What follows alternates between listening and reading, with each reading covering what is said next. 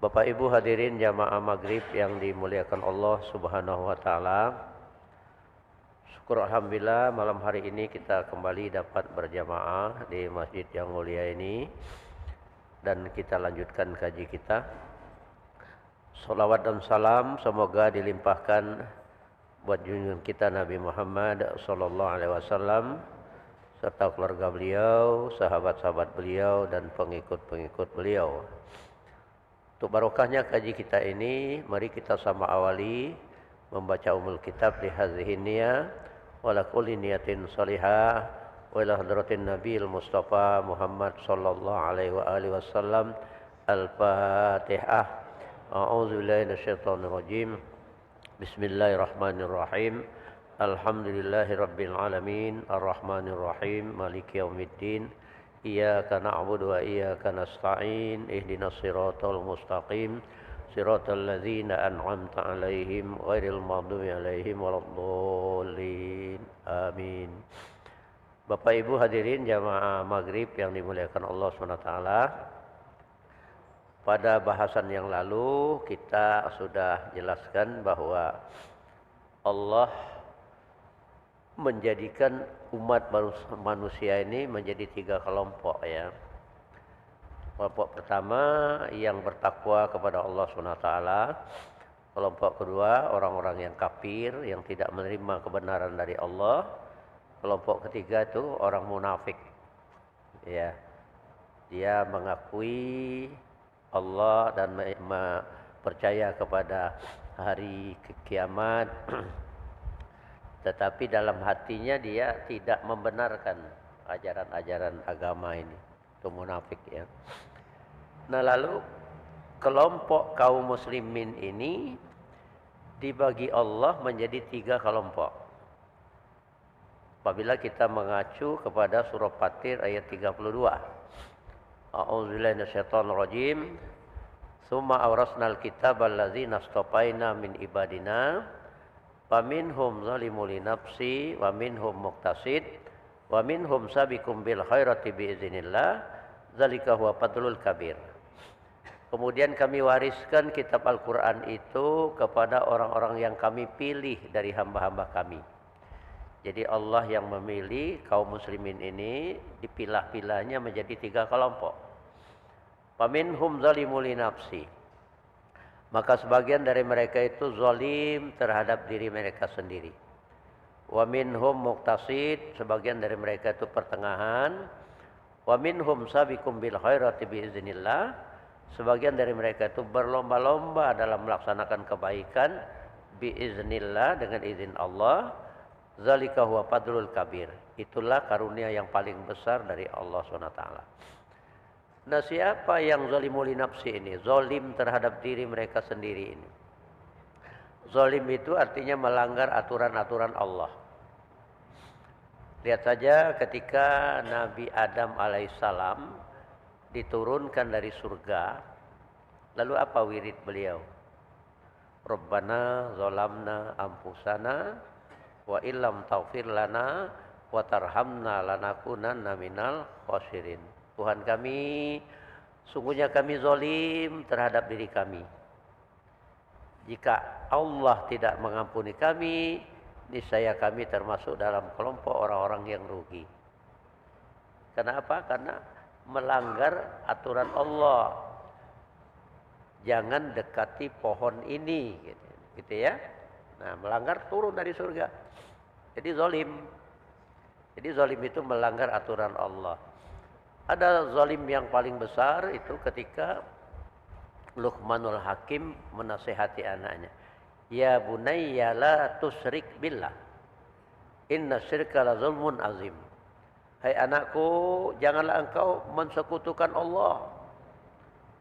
Sungguhnya mensekutukan Allah itu kezaliman yang paling besar.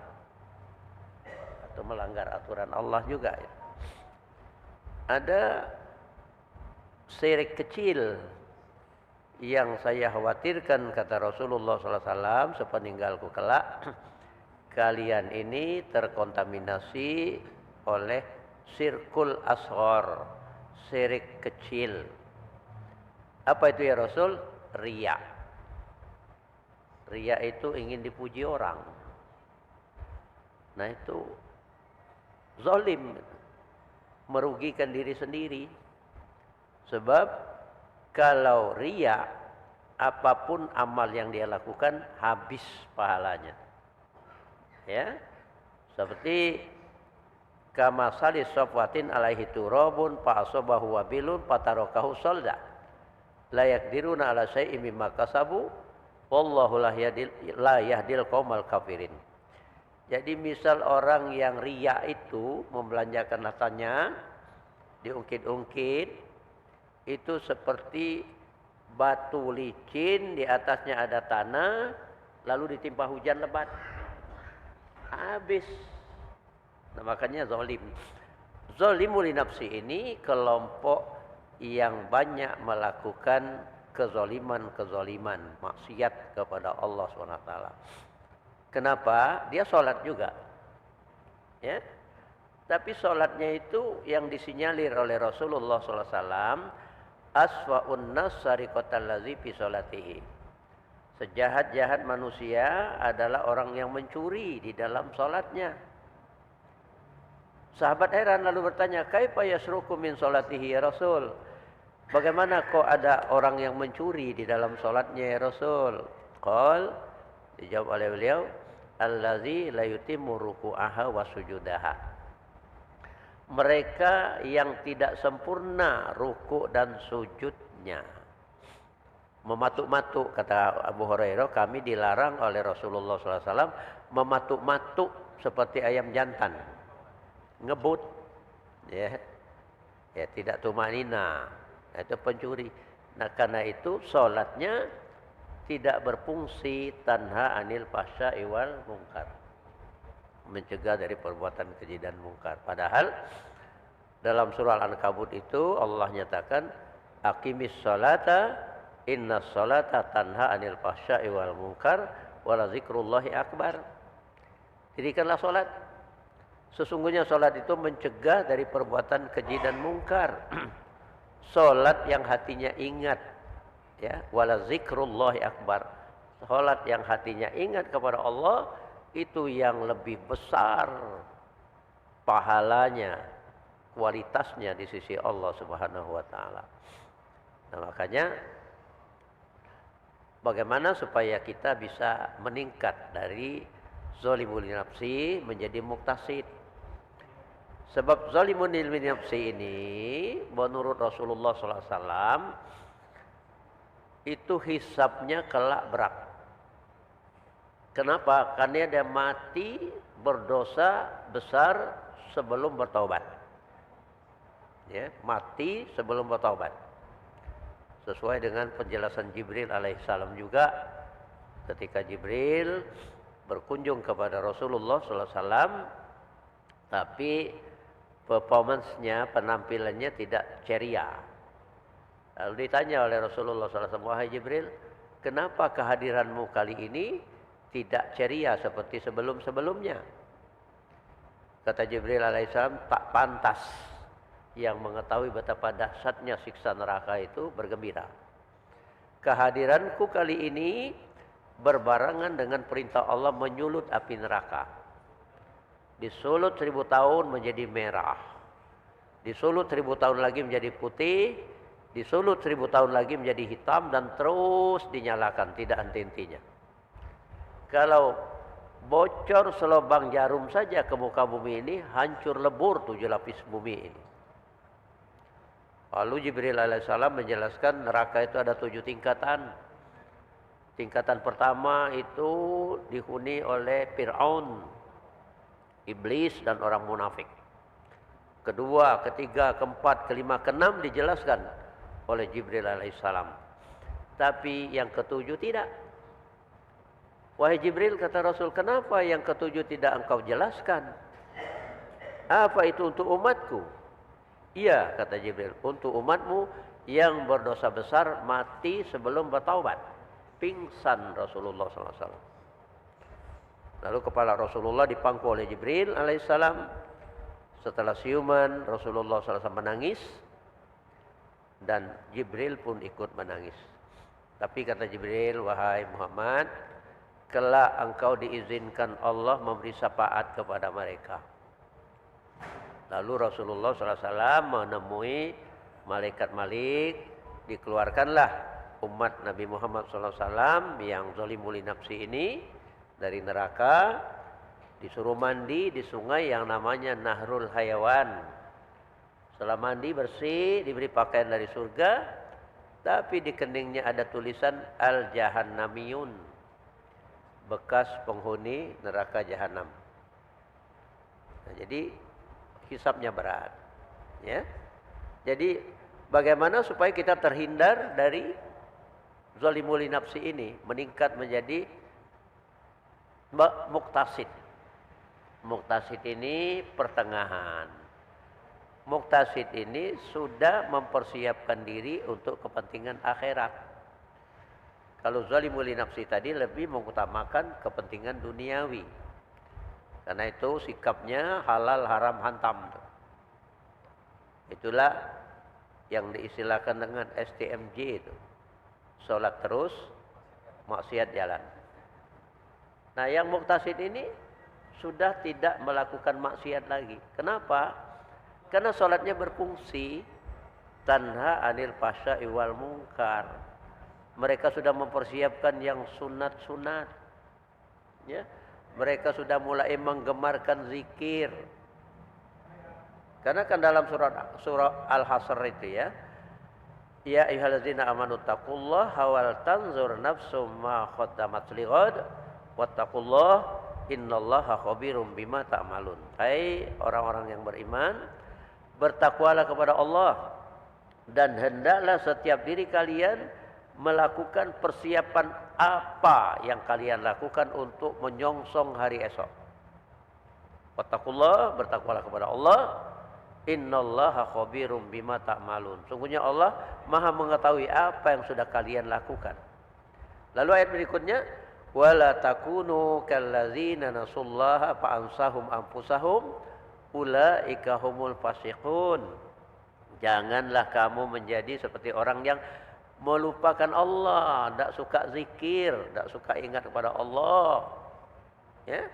Nah, fa'ansahum anfusahum, orang yang tidak suka zikir, tidak suka ingat kepada Allah ini, fa'ansahum anfusahum, maka Allah melupakan diri mereka.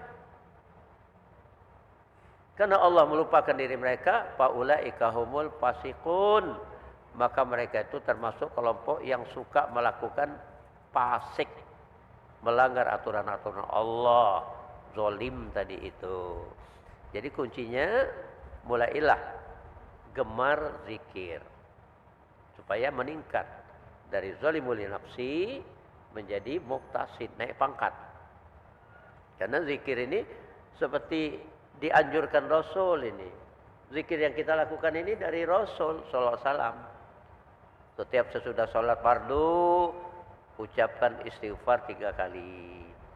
Astagfirullahaladzim. Paling pendek astagfirullah, astagfirullah. Sangat kikir itu ya. Teruskan astagfirullahaladzim. Alladzi la ilaha illa huwal hayyul qayyum wa atubu ilaih. Niscaya kejanggalan-kejanggalan, kekurangan-kekurangan dalam sholat kita tadi itu dimaafkan Allah Subhanahu wa taala. Ya. Karena barangkali kurang adab kita itu. Apa yang diatur sallu kama ra'aitumuni usolli, kata Rasulullah SAW. Salatlah kamu sebagaimana kamu melihat aku salat, itu penuh adab. Mulai takbir Allah. Adab. Tentara itu kalau bertemu komandan, ya, adab itu. Angkat tangan ketika akan rukuk, Allah Akbar. Sami Allah liman. Itu adab. Tangannya adab. Jika akan sujud, dengkul yang didulukan, baru kedua tangan, baru kening dengan hidung. Itu adab. Nah, kadang-kadang lupa mengangkat tangan, kurang adab. Ya. Nah, begini ini dengan istighfar, insyaallah diampuni Allah. Tapi belum cukup, kata Rasulullah SAW. Teruskan dengan zikir tadi 10. La ilaha illallah wahdahu la syarikalah. Yang tadi itu Allah ampuni dosamu 10, Allah tingkatkan derajatmu 10, Allah catat kebaikanmu 10, Allah utus malaikat menjagamu supaya tidak terpengaruh oleh setan yang jahat dari maghrib sampai pagi, sampai subuh. Jadi dikawal oleh malaikat. Makanya zikir ini itu maknanya tinggi itu. Ya, setiap sesudah sholat. Apabila kalian baca Al-Fatihah, Al-Fatihah itu kan surah awal Al-Quran itu. Al-Fatihah liman quri'ah. Siapa yang baca Al-Fatihah itu tergantung niat apa yang dia minta membaca Fatihah itu. Minta petunjuk jalan yang benar diberi Allah SWT. Lalu setelah itu kalian teruskan dengan membaca ayat kursi. Siapa yang membaca ayat kursi setiap sesudah salat fardu, Allah lindungi dia sampai waktu salat berikutnya. Dilindungi Allah. Ya. Kalau ditambah dengan surah Al-Ikhlas, apalagi 3 kali khotam Al-Quran itu, maka tidak ada lagi yang menghalangi kalian masuk surga kecuali mati. Sebelumnya Allahumma ajirni minan nar. Ya 7 kali Allahumma ajirni minan nar salimin. Sudah itu mati kalian kata Rasulullah SAW, maka bebas dari azab neraka. Subhanallah. Jadi kalau tahu hikmahnya ini, nah golongan muktasid ini tidak mau lari dulu sesudah salam kanan salam ke kiri. Duduk saja itu dimohonkan ampun dan rahmat oleh malaikat. Ampunan dan rahmat. Kalau dimohonkan oleh malaikat dikabulkan enggak? Nah, kenapa doa kita tidak dikabulkan ini? Sama tadi itu, salatnya seperti mencuri. Ya. Seperti ayam jantan makan makanan, matuk-matuk. Kedua, mungkin termakan yang haram. Bukan duitnya yang haram. Makanan yang dibeli itu haram. Duitnya halal. Tapi ketika beli, contohnya saja. Pempek yang dibikin oleh pemakan babi. Tangannya tidak besertu. Ketika dia ngulek adonan pempek itu, terkontaminasi oleh najis muwalazo. Kita makan, man akala luqmatal haram, la yakbarullah ibadatihi arba'ina lailan, kata Rasulullah SAW. Siapa yang makan sesuap saja makanan yang haram, Allah tidak menerima ibadahnya 40 malam. Macam-macam pempek itu. Ada kapal selam. Ada yang bulat-bulat kecil itu apa tuh? Adaan. Adaan itu berapa gigitan? Sekali 40 malam tidak diterima Allah ibadah. Kalau 2 suapan 80 malam. Nah, jadi itu maknanya Muhammadur Rasulullah. Muhammad itu adalah utusan Allah. Wallazina ma'ahu asyidda'u 'alal kuffar. Orang-orang yang bersamanya, artinya pengikut Nabi Muhammad SAW itu asyidda'u 'alal kuffar, tegas terhadap orang kafir. Bukan musuhi nak dibegal, bukan. Buatan-buatan orang kafir juga. Ya, itu kan kadang-kadang disengaja dibuatkan makanan-makanan yang haram itu.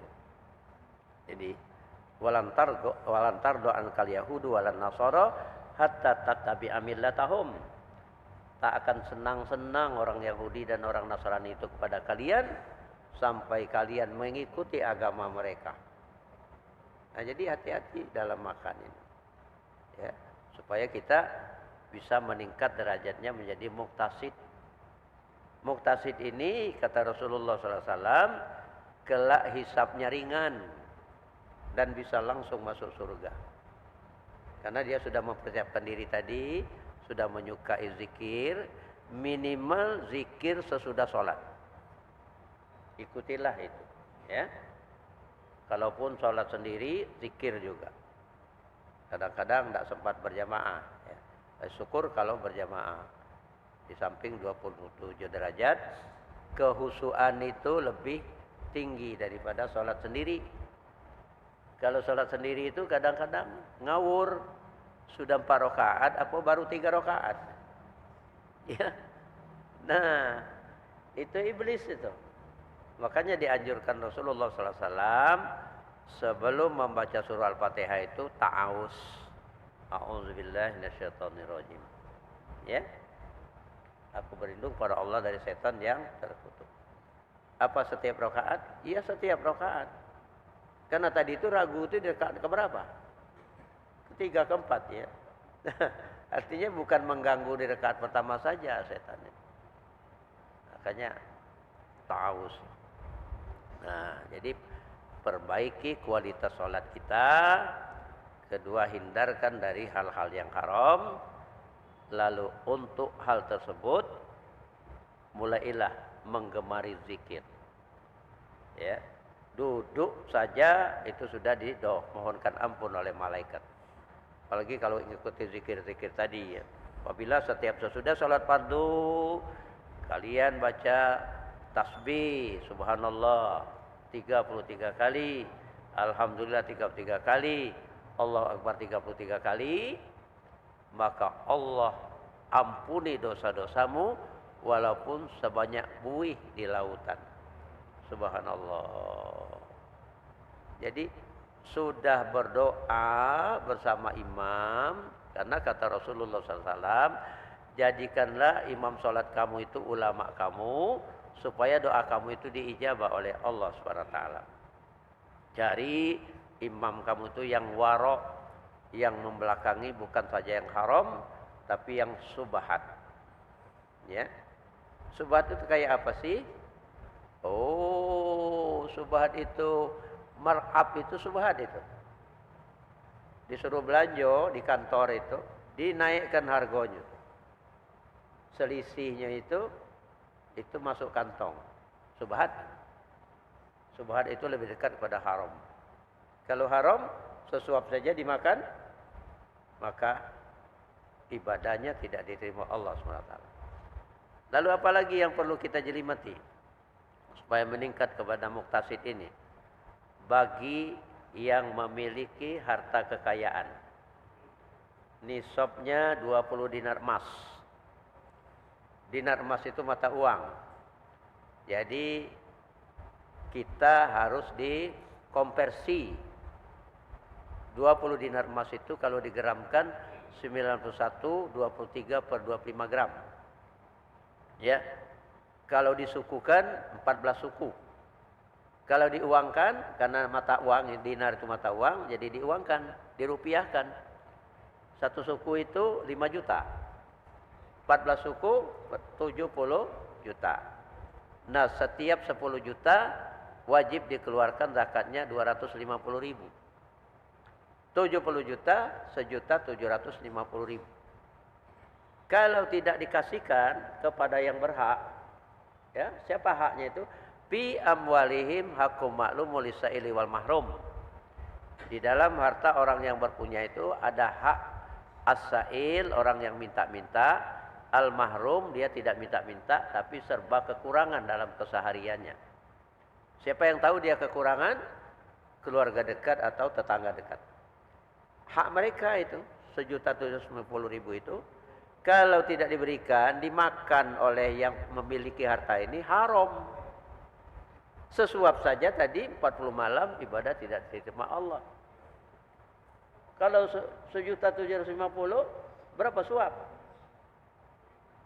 Diberikan kepada anak-anak, kepada istri, termasuk ibadah anak-anak dan istri kita itu juga tidak diterima oleh Allah Subhanahu wa taala. Nah, jadi kelirulah kalau sayang dengan harta tidak dizakati, ya. Zakat itu kan untuk membersihkan dari sifat kikir ini dan membersihkan harta itu supaya tidak haram. Gitu ya. Jadi kalau tidak dibersihkan, kotor dia. Nah, Dan lebih daripada itu, anjlok keimanan kita. Menjadi munafik kalau tidak mengeluarkan zakat. Ya. Ini lihat saja surah At-Taubah 75, 76, 77 itu. Wa minhum man ahadallaha la in atana min fadlihi lanasaddaqanna wa lanakunanna minas sholihin. Ada orang-orang yang berjanji, kalau kami dianugerahi rezeki yang banyak, kami mau berzakat, bersedekah, dan kami mau jadi orang yang soleh. Itu janji itu. Biasanya janji waktu buntu mah itu. Falamma atahum min fadli bakhilu bihi wa tawallaw wa hum mu'ridun. Manakala rezeki yang berlimpah itu dianugerahkan pada mereka, bakhilu bihi, bakhil dengan harta itu, enggan mengeluarkan zakat.